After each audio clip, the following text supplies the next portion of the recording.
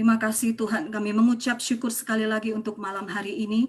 Terima kasih untuk kehadiran Engkau di ibadah kami pada malam hari ini. Bapa kami yang di sorga, tibalah saatnya Tuhan, malam ini kami akan mendengarkan firman dan kebenaran-Mu, dan biarlah ini adalah pendekatan kami kepada Tuhan, karena Engkau Allah yang jauh mengenal diri kami daripada siapapun di dunia ini. Terima kasih Tuhan, kami berdoa Tuhan dan kebenaran-Mu pada malam hari ini Tuhan, yang seturut dengan firman-Mu ini Tuhan, kami berdoa agar Roh Kudus berotoritaslah Engkau pada malam hari ini, lembutkanlah hati kami Tuhan, jangan ada sedikit pun bagian dalam pribadi kami yang mengadakan perlawanan terhadap kebenaran firman-Mu malam hari ini. Sehingga kalau ada kebenaran yang tidak cocok dengan kami Tuhan, bukan kebenaran itu yang berubah, tetapi kami yang harus berubah. Karena itu tolong kami ya Roh Kudus untuk suka berubah. Kami berdoa untuk hamba-Mu, kiranya Engkau mengurapinya, Engkau menolongnya, dan Engkau berbicara melalui hamba-Mu ini. Kami percaya, kami semua menerima berkat pada malam hari ini. Terima kasih Tuhan, dikuduskanlah nama-Mu, di dalam nama Tuhan Yesus Kristus kami berdoa, haleluya, amin. Saya persilakan kepada Bapak Pendeta, Bapak Petra, silakan. Puji nama Tuhan, terima kasih untuk Faithful Ministry ya, Bu Caroline yang telah mengizinkan saya untuk dapat sharing firman Tuhan pada hari ini. Tadi sudah didoakan untuk firman Tuhan, saya langsung ke poinnya saja. Kita hari ini mau berbicara tentang tantangan zaman. Bagaimana kita kuat menghadapi setiap tantangan zaman yang datang terus silih berganti, dan lebih cenderung kepada arah yang secara dunia cukup memprihatinkan. Jadi bukan hanya masalah pandemi, tetapi masalah perang yang terjadi dengan Rusia dan Ukraina sangat mengkhawatirkan. Tetapi yang harus digarisbawahi begini, kalau kita mengacu kepada Alkitab, bahwa perang dunia ketiga itu akan terjadi di Israel, Harmagedon. Perang Harmagedon, yaitu di mana seluruh bangsa akan menyerang ke Israel. Nah sekarang perang Rusia sama Ukraina ini belum ditarik nih, Israel belum ditarik nih. Jadi Israel belum ditarik oleh mereka ke dalam konflik ini. Sehingga kalau Israel ditarik, maka hampir dipastikan negara-negara yang di dalam konteks Alkitab China dan Rusia itu akan menggempur Israel. Nah, itu akan terjadi peperangan hebat di Harmagedon. Itulah baru nanti akhir dari semuanya. Tetapi dalam prinsip rohani sebenarnya yang harus kita pahami ini bagaimana kekuatan iman kita dalam menghadapi situasi ini. Jadi itu yang paling penting. Bagi kita orang percaya sebenarnya tidak perlu ada kekhawatiran karena memang harus terjadi. Justru kita yang harus siap untuk menghadapi semua itu secara spiritual. Jadi bukan kita harus ikut berperang, enggak begitu. Karena dicontoh di dalam Alkitab itu sudah terlalu banyak bahwa setiap peristiwa yang terjadi dan itu sangat masif, justru orang-orang benar yang telah menerima kasih karunia Tuhan itu dipelihara Tuhan dan dilindungi Tuhan. Contoh ya, air bah, Nuh yang menerima kasih karunia Tuhan, ditolong oleh Tuhan. Sodom dan Gomora, Lot yang diselamatkan, walaupun istrinya jadi tiang garam. Peristiwa tentang kelaparan di Mesir, justru yang dipakai adalah Yusuf, anak Tuhan. Jadi banyak cerita-cerita dalam Alkitab yang memberikan indikasi bahwa orang-orang yang telah menerima kasih karunia Tuhan, atau orang-orang pilihan Tuhan, atau orang-orang yang telah mengecap kebaikan Tuhan itu selalu dalam porsinya adalah mereka sangat menikmati tentang hal itu. Nah ini yang menjadi garis besar bagi kita semua untuk kita memahaminya dengan tepat. Nah di dalam konteks firman Tuhan yang saya mau sampaikan, tetap kuat di tengah tantangan zaman ini, itu saya ambil dari Matius 14 Matius 14, saudara. Ayat yang ke-22 sampai dengan ayat yang ada di situ ya, 33. Nah, ini bagian firman Tuhan yang perlu saya sampaikan bagi kita semua. Saya dapat waktu sampai jam berapa ya, Bu ya? Supaya saya bisa ngatur waktunya. Nggak apa-apa. Mungkin 8:30 juga bisa, Pak. Nggak apa-apa. Lama banget ya. 40 menit juga nggak apa-apa. Baik, silakan, Pak. Oke. Jadi kalau kita melihat dalam Matius 14 itu, ayat 14, ayat 22.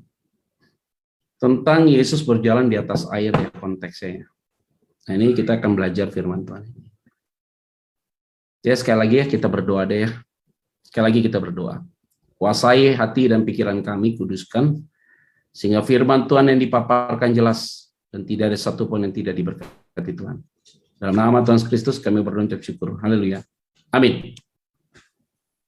Jadi di dalam Matius 14 ayat 22 sampai 33. Oke. Sesudah itu Yesus segera memerintahkan murid-muridnya naik ke perahu dan mendahuluinya ke seberang. Sementara itu ia menyuruh orang banyak pulang. Ada yang menarik nih ayat ini. Kata perintah itu penting. Jadi Yesus itu setelah melakukan mukjizat, ya kan, 5 roti dan 2 ikan, kasih makan 5.000 orang itu, ini peristiwa ini muncul ayat 22. Sesudah itu Yesus segera memerintahkan murid-muridnya naik ke perahu dan mendahuluinya ke seberang. Artinya begini. Dia bilang kepada murid-muridnya, yuk naik perahu duluan deh untuk ke seberang sana. Kira-kira kalau Yesus berikan perintah sama kita, melangkah aja deh. Berjalan aja kita nih. Kira-kira nyampe nggak? Saya contoh gini ya. Kita ada di Jakarta. Tuhan tuh bilang, udah deh kamu terbang aja ke Papua. Kira-kira nyampe nggak kalau dia yang kasih perintah? Nyampe ya? Tapi kalau saya yang kasih perintah, kira-kira nyampe atau tidak ya? Bisa ya, bisa tidak ya? Iyalah, nggak usah malu-malu jawabnya. Bisa ya, bisa tidak. Fair aja. Kalau Yesus bilang gini, kamu usaha bakso, kira-kira berhasil nggak? Kalau saya suruh, kamu usaha bakso, kira-kira berhasil nggak? Bisa ya, bisa tidak. Jadi kalau Yesus yang kasih perintah, nggak perlu takut. Nah terus bagaimana kita tahu itu perintah datang dari Tuhan? Ya, bergaul dengan firman-Nya. Itu aja sederhana. Enggak lagi Yesus ngomong dari surga, ngomong, Ibu Caroline, Faithful Ministry ini akan jadi besar. Enggak begitu lagi. Enggak diajar gitu. Tadi saya senang WL bilang. Doanya ya, biarlah kami ini kebenaran itu ya yang sirna ya. Karena kebenaran itu kuat sekali. Jadi kalau Yesus yang memberikan perintah, maka sudah pasti harusnya ujungnya pasti sampai gitu loh. Masalahnya cuma satu. Ya kita nih contoh ya. Kita dari tahun 2021 masuk ke tahun 2022. Kan kita pegang janji Tuhan lewat firman kan. Pasti semua pegang janji Tuhan lewat firman. Jadi pasti lewat nggak di tahun 2022? Pasti lewat. Pasti lewat, nggak mungkin nggak lewat. Orang kita udah lewatin masa pandemi 2020 sampai hari ini tetap dipelihara Tuhan. Ada nggak di sini yang kelaparan? Kasih tahu saya. Kelihatan dari badannya sehat-sehat semua ini. Ada yang kelaparan? Tolong kasih tahu saya. Nggak ada kan? Tetap ada pemeliharaan Tuhan kan? Karena Tuhan yang kasih perintah. Ayat 23. Dan setelah orang banyak, sedangkan orang banyak suruh pulang ya. Dan setelah orang banyak itu disuruhnya pulang, Yesus naik ke atas bukit untuk berdoa seorang diri. Ketika hari sudah malam, ia sendirian di situ. Perlu kita waktu me time. Gitu ya. Ada saatnya kita disibukkan dengan pelayanan, disibukkan dengan pekerjaan, disibukkan dengan begitu banyak urusan dalam rumah tangga. Ada saatnya kita sebagai suami butuh me time, waktu sendiri kita. Atau sebagai istri kita juga butuh me time. Aduh, saya waktu minta sama istri saya, saya bilang sama istri saya mau deh waktu saya berdiam diri sendiri. Dia bilang, enak aja lu, kan lu ada istri, bareng-bareng dong gitu. Padahal kan setiap orang itu punya rasa, punya keinginan, punya hasrat secara personal dengan Tuhan. Ya mungkin saja dia tidak bisa mengungkapkan itu kepada pasangannya, tapi dia butuh dirinya itu diam dengan Tuhan. Yesus sampai begitu. Padahal Yesus berdoa, harusnya ajak aja murid-muridnya, yuk kita berdoa sama-sama yuk, doa semalam suntuk. Sekarang kan kita sering doa semalam suntuk lah gitu ya. Kita ini, kalimat ini penting. Jadi kita harus tahu nih masalah poin ini. Butuh ada waktu kita berdiam diri dengan Tuhan. Nah, ini waktu yang berdiam diri dengan Tuhan ini kita butuh ketenangan sih sebenarnya. Sabar, melihat keadaan, situasi, kondisi. Itu betul ada hal itu. Jadi masing-masing kita nih harus punya waktu kita berdiam diri dengan Tuhan. Ayat 24. Perahu murid-muridnya sudah beberapa mil jauhnya dari pantai dan diombang-ambingkan gelombang karena angin sakal. Tahu artinya apa? Tidak selamanya panggilan atau perintah yang Tuhan berikan bagi kita tidak ada pergumulan. Emang Tuhan bilang berjanji langit ini cerah? Enggak lah, ada mendungnya juga kok. Gitu. Emang Tuhan berjanji kita nggak bisa nangis? Ya nangis juga. Tapi kalau nangis jangan nangis terus dong. Harus ada sorak-soraknya dong. Kalau nangis terus coba periksa ke dokter deh. Ada gangguan kayaknya.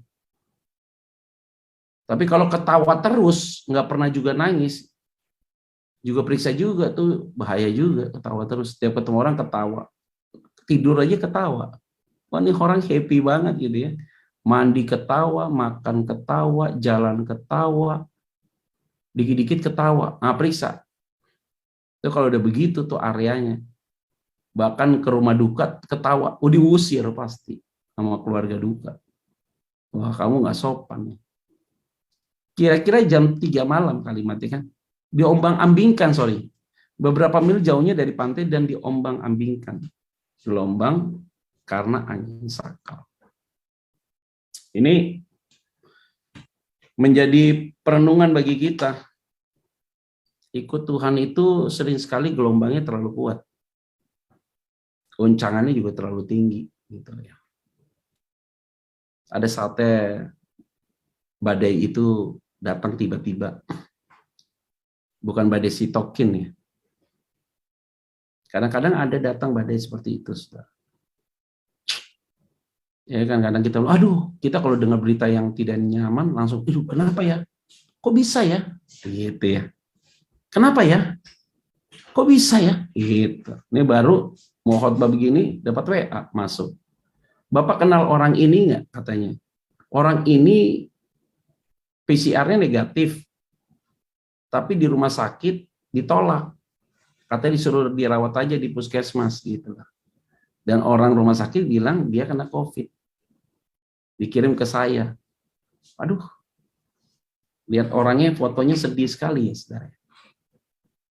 Tadi saya baru khotbah nih dari pagi, khotbah terus nih. Khotbah pulang dapat berita kayak gitu. Kira-kira bagaimana saudara perasaannya? Nggak gampang juga ya. Ada saatnya kita mendengar berita yang baik, ada juga saatnya kita mendengar berita yang tidak baik. Itu turbulence. Udah corona, udah enak nih katanya, bentar lagi udah dianggap kayak flu biasa. Kata Satgas kayak flu biasa aja, flu musiman gitu ya. Tiba-tiba dapat berita baru lagi, katanya nanti akan kolaborasi Delta sama Omikron. Kolaborasi loh, bukan hanya pelayanan kolaborasi. Penyakit juga bisa berkolaborasi.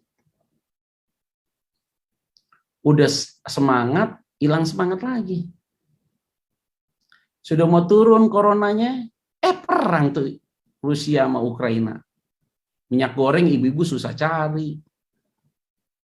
Nanti tempe, tahu harganya mahal, bensin naik, semua naik. Ternyata kita nggak dikasih waktu untuk rehat sebentar, tenang dulu deh gitu loh. Sampai presiden kita Pak Jokowi bilang begini, corona belum reda, perang lagi, pusing pala ini gitu. Saya pengen ngomong Pak Jokowi, minum puyer Pak, bintang 7 supaya nggak pusing. Bayangin, nggak gampang di tengah situasi hari ini peristiwa itu terjadi.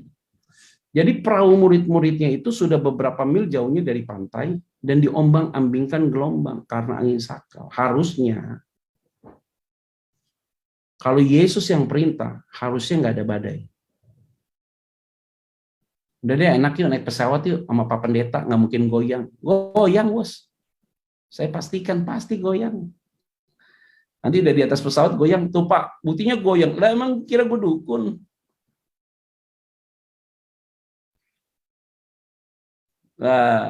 Ayat 25, kira-kira jam 3 malam, datanglah Yesus kepada mereka berjalan di atas air. Keren. Jadi jam 3 malam setelah Yesus berdoa, itu berarti Yesus berdoa itu kurang lebih ya saudara, kalau kita lihat dalam, tadi dia berdoa itu di jam 7 malam, hitungannya. Jadi Yesus tuh berdoa, kurang lebih jam, bisa 5 jam, ya 5 jam, jam 12, masuk 7 jam dia berdoa. Jam 3 malam dia datang. Nggak pakai perahu loh. Berjalan di atas air. Wah. Keren tuh. Ini sesuatu yang sensasional nggak? Sensasional. Jadi di satu sisi Yesus kasih perintah. Di sisi yang lain ada pergumulan. Tapi di bagian yang lain, Yesus juga datang untuk memberikan jawaban bagi kita. Harusnya gitu. Artinya setiap tantangan yang kita hadapi, pergumulan yang kita hadapi, kita tahu pasti dia menjaga kita. Dia protek kita. Apakah dia tidak tahu mereka diombang-ambingkan oleh gelombang? Ya tahulah. Pasti dia tahu, orang dia maha tahu. Tapi apakah dia biarkan? Tidak, disamperin lo jalan di atas air. Keren, set. Nggak pakai jet ski ya. Datang deh, set. Keren. Jadi itu, bagian itu yang membuat kita itu harusnya selalu bersyukur sih. Karena Tuhan itu nggak terlihat ya memang. Enggak loh. Tapi kita rasakan sampai hari ini dia tetap ada. Dan sampai kapanpun dia tetap ada. Tapi kalau kita sampai ngerasa Tuhan sepertinya nggak ada, itu berarti ada yang nggak beres sama kita. Itu berarti ada komunikasi yang putus kita dengan dia. Itu berarti pikiran-pikiran kita tidak bersama dengan dia. Hati kita tidak bersama dengan dia. Perasaan kita tidak mengikat dengan dia. Itu loh. Harusnya kita punya pikiran yang sama. Mereka berjalan di atas air. Wah, keren. Berikutnya. Ketika murid-muridnya melihat dia, kalimatnya, berjalan di atas air, mereka terkejut dan berseru, "Itu hantu!" Lalu berteriak-teriak karena takut. Jangan gitu dong. Lihat Yesus berjalan di atas air, mereka teriak, "Itu hantu!" Waduh. Bisa bayangin nggak? Ini kenapa ya? Ada orang tanya, benar nggak sih Pak Yesus berjalan di atas air? Baca di Alkitab, dalam kitab Kejadian. Roh Allah melayang di atas air. Bicara tentang roh Allah dalam kitab Kejadian, ya di dalamnya ya Tritunggal itu. Ya di Allah Bapa, Allah Anak, dan Allah Roh Kudus. Jadi kalau lihat Yesus berjalan di atas air, nggak usah panik. Roh Allah sudah pernah berjalan melayang-melayang di atas permukaan air kok. Baca Alkitab bentar. Kejadian tuh pasal yang pertama. Itu kan bicara tentang hal itu. Langsung mereka terkejut bilang, "Itu hantu," gitu ya. Orang tuh kalau udah ketakutan, sehingga akhirnya yang dia lihat real menjadi tidak real. Kalau orang sudah takutan, Tuhan kasih jawaban, dia pikir ini setan yang kasih jawaban. Ini kayaknya setan nih. Orang stres gitu biasanya. Atau orang kalau udah punya masalah, dikit-dikit yang disalahkan apa? Ini gara-gara setan nih. Setan bisa marah loh. Lu yang mau, enak aja lu. Saudara nyuri, ketangkep polisi. Terus bilang, ini setan nih. Setan. Nggak bisa begitu. Sekarang orang memamerkan kekayaan di media sosial, langsung ditangkap polisi loh. Dikuber pajak. Kenyataannya begitu. Mereka berteriak-teriak karena takut. Kalau orang takut memang selalu punya persepsi negatif dengan apapun juga. Selalu tuh begitu. Di mana-mana begitu. Terkejut dan berseru, itu hantu, wedi. Jangan sampai kita begini, cara pandang kita selalu salah. Atau kita lagi kesulitan, tiba-tiba ada orang yang tolong kita. Tiba-tiba langsung kita pikirin, ini orang kayaknya tolong sama kita tulus apa enggak ya? Ini jangan-jangan setelah tolong dia minta gini. Gitu loh otak kita loh. Bantu orang tulus loh. Akhirnya tuh orang harus ngomong, Pak, Bu, saya tulus Bu, kasih bantuan ini. Sampai ngomong kayak gitu dia. Tetapi, kata Yesus ayat 27, segera Yesus berkata kepada mereka, apa kalimatnya? Tenanglah, aku ini. Jangan, keren. Di hari ini, khawatir dengan apapun, karena kalimatnya apa? Tenang aja, aku ini, jangan takut. Nah, saya nggak tahu pergumulan apa, masalah apa yang dihadapi oleh 27 partisipan yang ikut pada hari ini, saya tidak tahu. Tapi kalimat ini penting, tenang, aku ini, jangan takut. Karena Tuhan pegang kendali semua hidup kita. Dia benar-benar memegang hidup kita dengan luar biasa. Saya ini kalau ditanya ya Ibu Bapak ya, pengalaman-pengalaman dengan Tuhan melayani selama 26 tahun ini bagaimana? Ngeri-ngeri sedap. Kenapa ngeri sedap? Ikut Tuhan itu sering sekali dibuat deg-degan nggak jelas gitu loh. Antara jantung mau keluar nggak jadi gitu loh. Kalau kita sebagai pelayan Tuhan tuh sering kayak gitu, Bu, Pak. Aduh, ini bagaimana ya, rasa khawatir ada ya, ini kalau ini bagaimana ya, itu bagaimana ya, rasa takut itu ada. Ada ya begitu ya. Dulu awal kita kan rumah masih KPR ya. Saya selalu siapkan duit untuk 2 bulan ke depan. Karena takutnya ya, pada saat itu kita berpikir 14 tahun yang lalu ya. Kalau saya sakit, terus siapa yang bayar? Sedangkan istri saya ibu rumah tangga. Jadi kita harus spare uang kurang lebih 2 bulan ke depan untuk KPR. Itu untuk rumah ya. Dulu kita tuh filosofinya gini, pas nikah, lebih baik punya rumah daripada punya mobil mewah gitu loh ya. Kalau anak muda sekarang mobil mewah nggak apa-apa, rumah kos-kosan gitu. Kalau kita apa naik angkot gitu. Nah biasanya udah mau datang KPR tagihan tuh. Waduh kalau seandainya kita nggak bisa nabung, deg-degan itu jantung kalau dites tuh tensi darah bisa tinggi tuh. Tapi hebatnya apa? Tepat pada waktu ada aja pertolongan Tuhan. Tenanglah, aku ini jangan takut. Kenapa dia bilang tenanglah, aku ini jangan takut? Karena dia yang kasih perintah untuk kamu pergi ke sana. Jangan takut. Jadi hari ini apa yang kita hadapi, kalau kita sedang sekolahkan anak kita di daerah, atau kita sedang mau usaha apapun, kalau Tuhan sudah kasih perintah, jalan aja.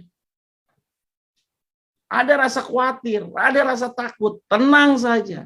Aku ini, jangan takut. Ini yang juga menguatkan saya. Sebagai anak Tuhan, kita sering sekali rasa khawatir, cemas itu muncul dalam hidup kita.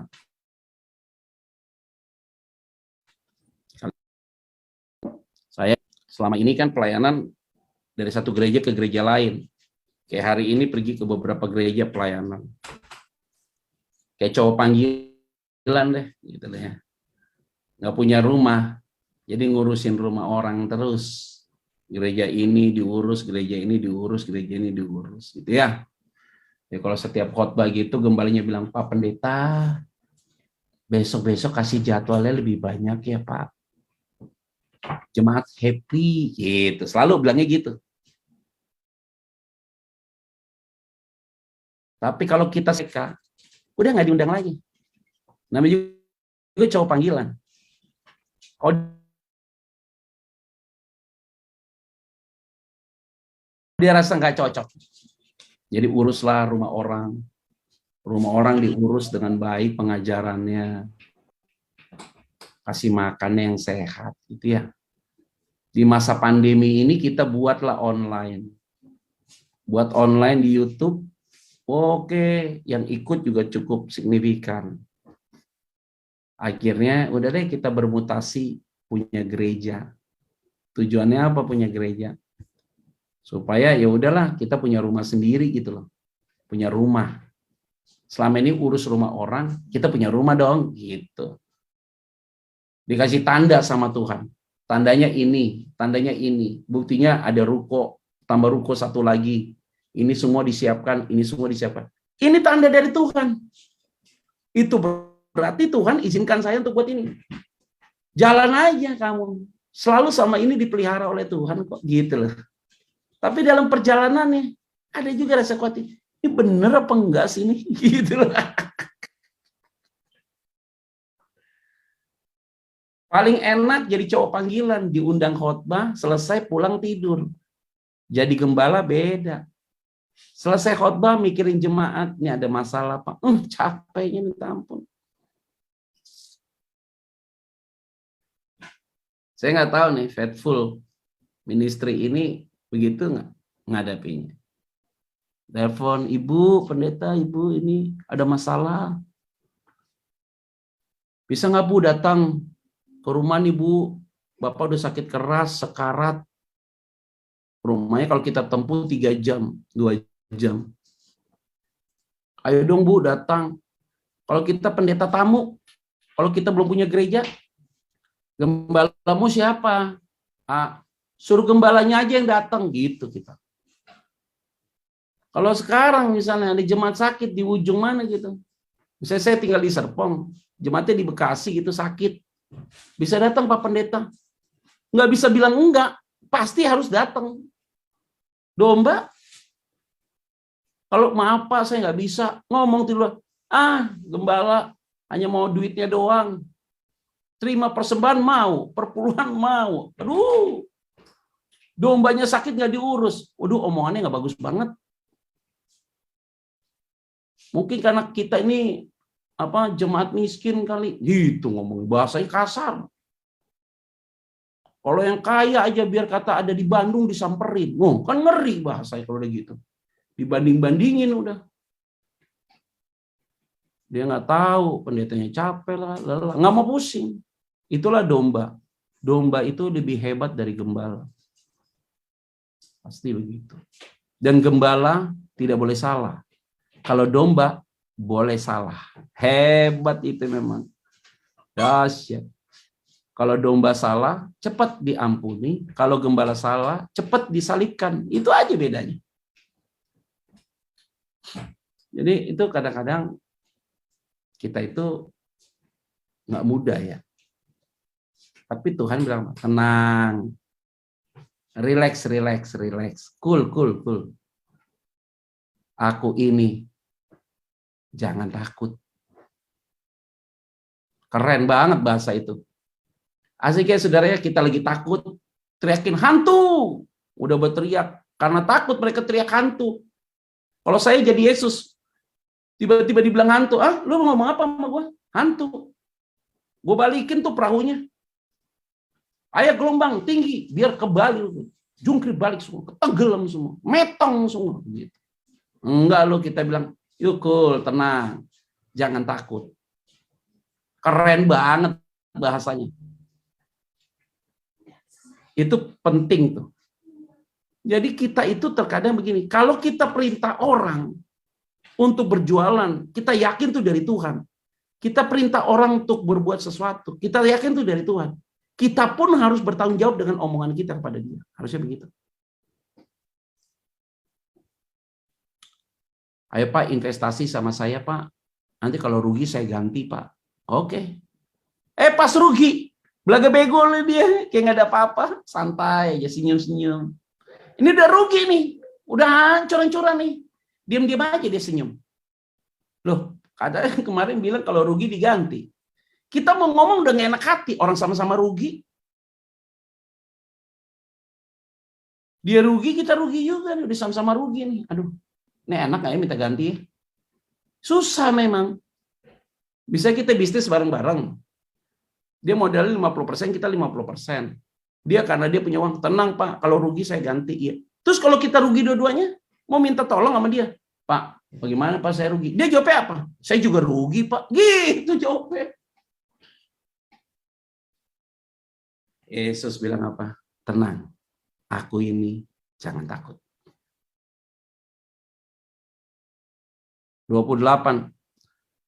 Lalu Petrus berseru dan menjawab dia, Tuhan, apabila engkau itu, suruhlah aku datang kepadamu berjalan di atas air. Keren nih Petrus nih. Ini sih orang berani punya loh. Keren nih orang begini. Lagi gelombang tinggi, kan Danau Tiberias tuh kelihatannya tenang loh saudara. Tapi dalam loh danau itu. Tapi lebih dalam Danau Toba kelihatannya. Jadi tiba-tiba Petrus langsung ngomong, kalau memang engkau Tuhan, suruhlah aku datang kepadamu berjalan di atas air. Wih, ini keren loh dia loh. Dia mau jadi itu, apa megaloman, itu apa sih itu. Wah, di jalan dia. Wah, ini isi keren banget ini. Petrus keren. Keren banget dia berani loh. Kalau kita jadi Petrus, kalau memang tuh engkau Tuhan, berhentikan nih gelombang ini. Itu kan doa kita. Petrus beda. Kalau memang engkau Tuhan, bawa aku datang ke kamu. Wih, keren loh.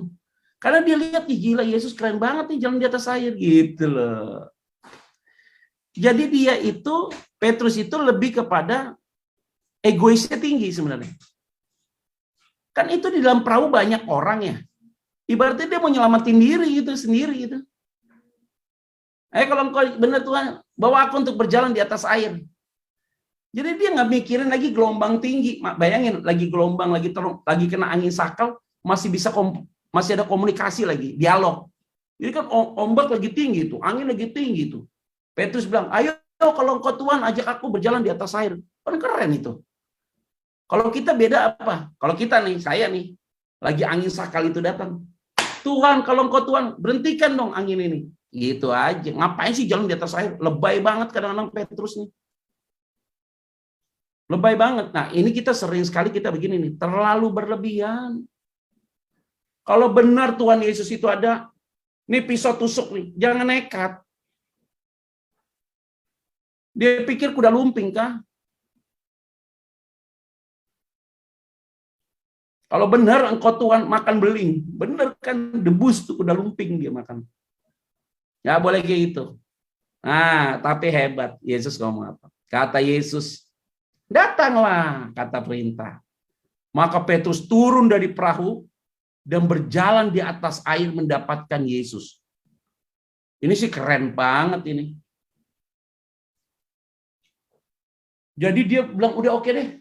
Jalan dia di atas air. Jalan lu dia di atas air. Ingat loh, Petrus berhasil jalan di atas air. Disuruh datang. Berani lu nih orang. Nih orang sih berani punya loh.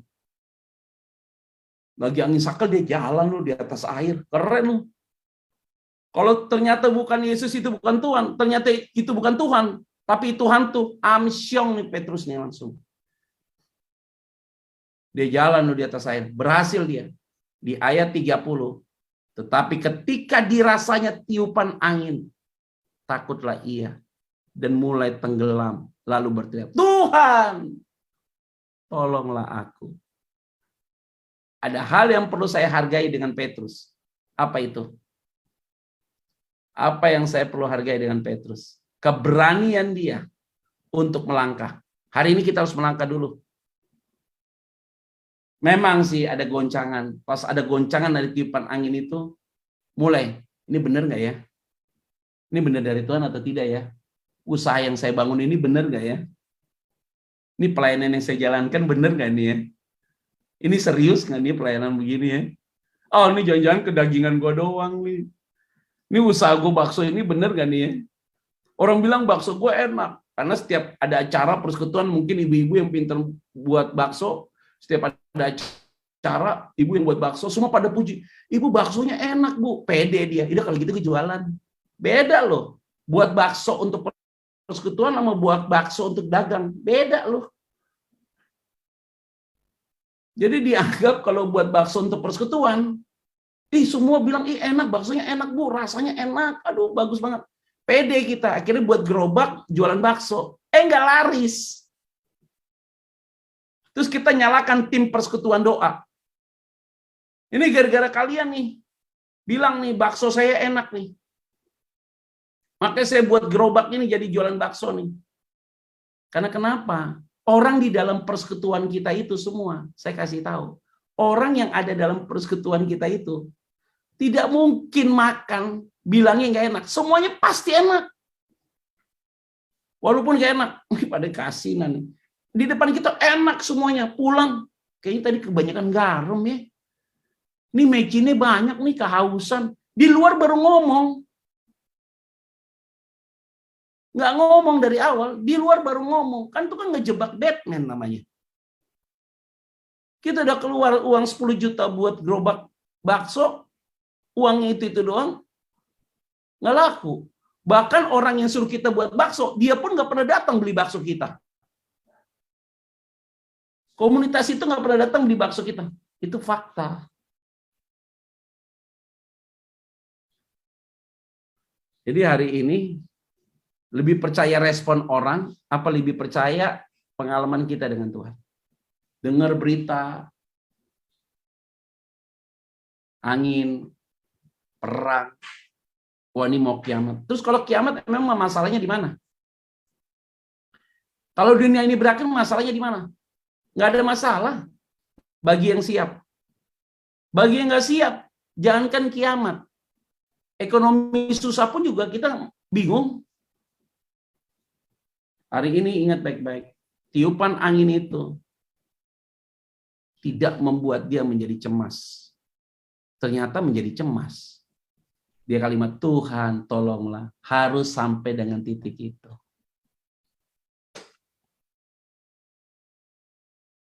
Harus sampai dengan titik itu. Kalau kita tidak sampai dengan titik itu, jadi masalah kita.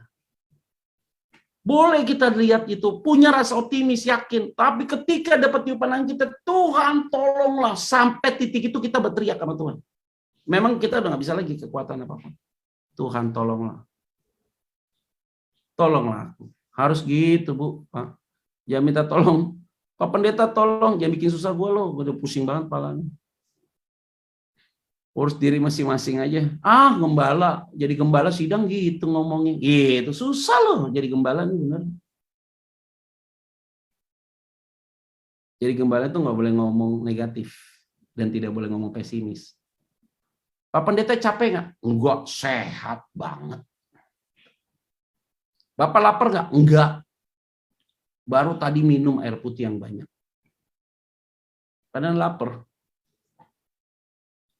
Karena susah. Kalau dibilang, Pak lelah ya Pak, lelah banget nih. Kan kata firman Tuhan Pak, tidak akan lelah kalau kita melayani Tuhan. Rohmu menyala dan berapi-api. Biarlah rohmu menyala-nyala. Roma 12 ayat 11. Roma 11 ayat 12. Ya udah ayat berapa aja itu nanti ada di situ Roma tuh. Biarlah rohmu menyala-menyala dan layanilah Tuhan. Kan ada lagunya Pak Pendeta, jangan lelah bekerja di ladangnya Tuhan. Bohong, bohong. Roh kita tidak lelah, benar. Tapi fisik kita lelah.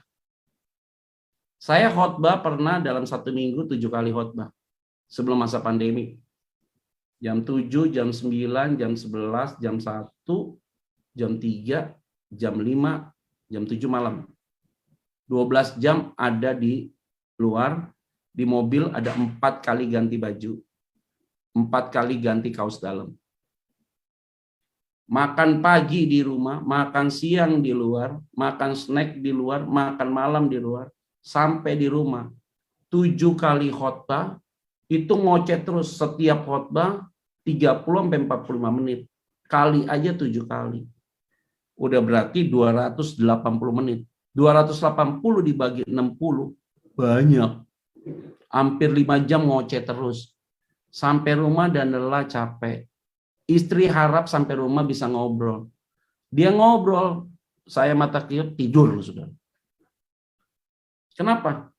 Kata-kata saya sudah habis, pembenaran katanya udah habis, kuotanya udah habis, udah mulai lemot. Ini tadi Bu Karolin selesai jam berapa? 8:30. Saya lihat, ya ampun Tuhan, baru jam 8, masih lama banget saya ngomong nih. Tadi saya udah khotbah lama banget, Bu. Nanti tanya jawab aja, Bu, ya. Ini udah rasul hampir 30 menit. Ibu bilang 8:30, Pak. Tuhan Yesus, ini baru jam 20:02.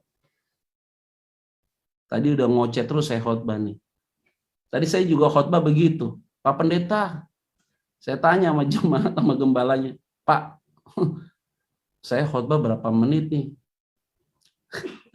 Pengurusnya bilang gini, habis ini nggak ada ibadah lagi kok, Pak. Apa maksudnya? Habis ini nggak ada ibadah lagi. Saya bilang, dari atas mimbar saya tanya, sorry nih koordinator, saya khotbah sampai jam berapa nih? Nggak apa-apa Pak, lanjut aja Pak. Nggak ada ibadah lagi kok. Ya lu nggak ada ibadah lagi, gua di sini ada ibadah lagi. Ya, lu enak aja. Mereka enak duduk, kan kita berdiri di atas mimbar. 30 menit berdiri enak, 1 jam lu tumit mulai terasa lu, betis mulai sakit-sakit. Dia nggak ngerasa, dia duduk santai, kadang-kadang tidur terlelap, bangun lagi, tidur terlelap, bangun lagi gitu loh. Pas lagi khotbah dikencengin, plak, baru dia bangun, kaget nih, baru gitu aja. Kadang-kadang kita pas lagi khotbah sering ditakut-takutin sih sama jemaat ya. Jemaat tuh kalau dengerin khotbah kita begini, dilihatin lagi. Kayak kita ditakut-takutin loh. Ini kenapa nih orang kok nggak nyaman ngeliat muka kita gitu. Kadang-kadang main kedip-kedip gini, saya pikir dia ngedipin saya, padahal dia lagi berjuang untuk membuat matanya kebuka terus. Berjuang. Angin datang. Tuhan tolonglah aku. Ayat berikutnya. Segera Yesus mengulurkan tangannya, memegang dia dan berkata, hai orang yang kurang percaya. Mengapa engkau bimbang? Keren banget. Dia pegang tangannya, dia pegang dia dan berkata, hai orang yang kurang percaya, mengapa engkau bimbang? Diulurkan tangannya lo. Dia ngomong, hai orang yang kurang percaya, kenapa engkau bimbang? Ternyata nggak boleh bimbang hari ini. Jangan kasih kesempatan iblis untuk membuat kita mundur. Maju terus, pantang mundur. Itu slogan Bung Karno untuk Indonesia Merdeka. Sekali layar berkembang, pantang untuk surut. Tapi kalau filosofi pemadam kebakaran, pantang pulang kalau api belum padam. Itu moto dari pemadam kebakaran. Hai orang yang kurang percaya, mengapa engkau bimbang? Artinya apa? Tuhan menolong kita tepat pada waktunya.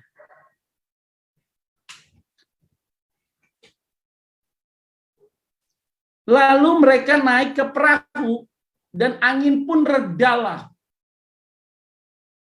Ini saya lagi coba untuk analisa ya. Lalu mereka naik ke perahu dan angin pun redalah. Loh, itu berarti mereka keluar dari perahu karena angin sakal itu.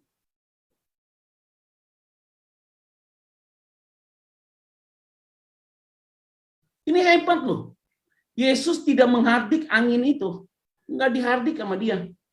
Dia hanya ngomong, pegang tangannya, hai orang yang kurang percaya, mengapa engkau bimbang? Lalu mereka naik ke perahu dan angin pun redalah. Ini keren banget. Itu berarti kita bersyukur nih, saudara. Kenapa? Yesus tidak mau pusing dengan angin sakal, tapi dia lebih pusing dengan dirimu secara pribadi. Dia tidak mau pusing dengan masalahmu, karena bagi dia itu nggak besar. Dirimu lebih penting daripada masalah itu. Ada amin kan nih? Pak, saya nggak ada uang Pak buat anak sekolah Pak. Dia nggak selesaikan uang sekolahmu, dia selesaikan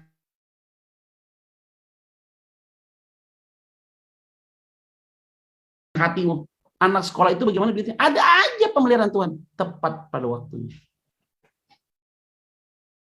Hebat ya, Yesus nggak. Kalau pendeta sekarang kan beda ya.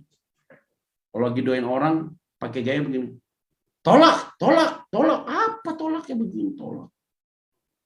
Apa yang mau ditolak? Tolak angin. Nggak usah lebay dah, biasa-biasa aja lah. Karena kenapa? Yesus nggak mau pusing dengan masalahmu. Dia lebih pusing kalau kamu itu ribet menghadapi masalah. Itu aja sih.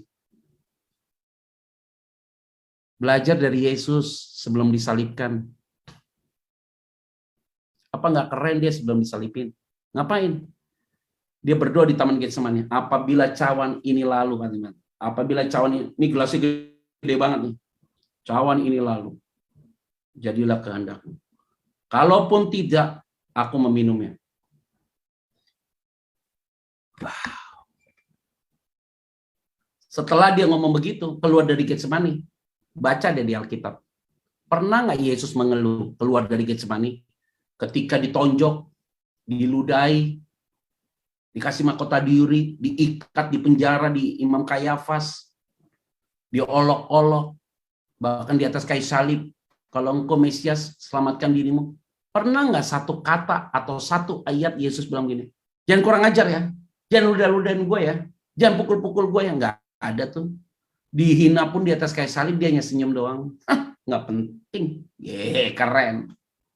Penjahat yang di samping. Kalau engkau memang benar Mesias, kalau engkau datang ingat akan aku. Yesus bilang apa? Engkau bersamaku hari ini di Firdaus. Karena hari ini dia tidak pusing dengan masalahmu. Dia lebih happy untuk urus dirimu.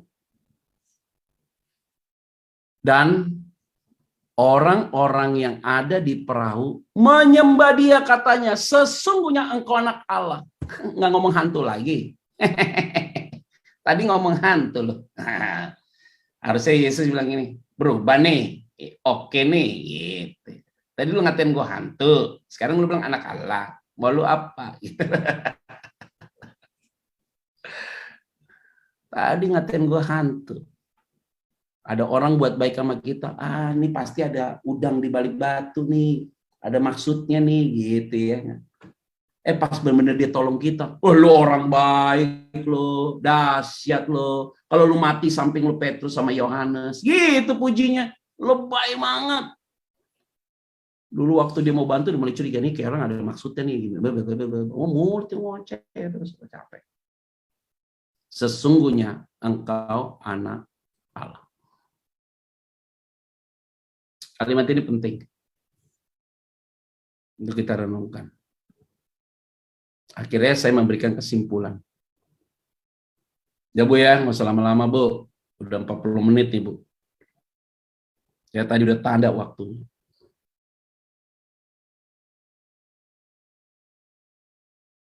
Kita boleh tanya jawab. Ya, perintah yang Tuhan berikan kepada kita secara otomatis, dia akan menyertai kita. Pergumulan tidak bisa dihindari dalam hidup ini. Tetapi kita tidak boleh menyerah sedikit pun. Jangan sampai kita salah mengerti tentang Tuhan di tengah pergumulan hidup kita, di hidup ini. Karena Tuhan tidak pernah salah. Jangan sedikit pun bertindak tanpa iman. Jika bertindak tanpa iman, maka kekuatan yang kita miliki menjadi lemah dan tak berdaya.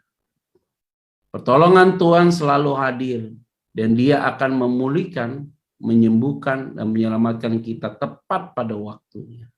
Dan yang terakhir, tetap optimis, karena badai pasti berlalu, dan sinar mentari akan bersinar di pagi hari. Biarlah damai sejahtera Allah menyertai kita, dan biarlah firman Tuhan ini sungguh-sungguh memberkati kita semua, dan nama Tuhan dipermuliakan. Amin. Ya, kita berdoa ya. Terima kasih untuk hari ini, kami bersyukur bahwa kebenaran firman Tuhan telah dibentangkan dan kami telah menerima firman-Mu, dan biarlah kami semua hidup di dalam kebenaran Tuhan. Di dalam nama Tuhan Kristus kami berdoa dan mengucap syukur. Haleluya. Amin.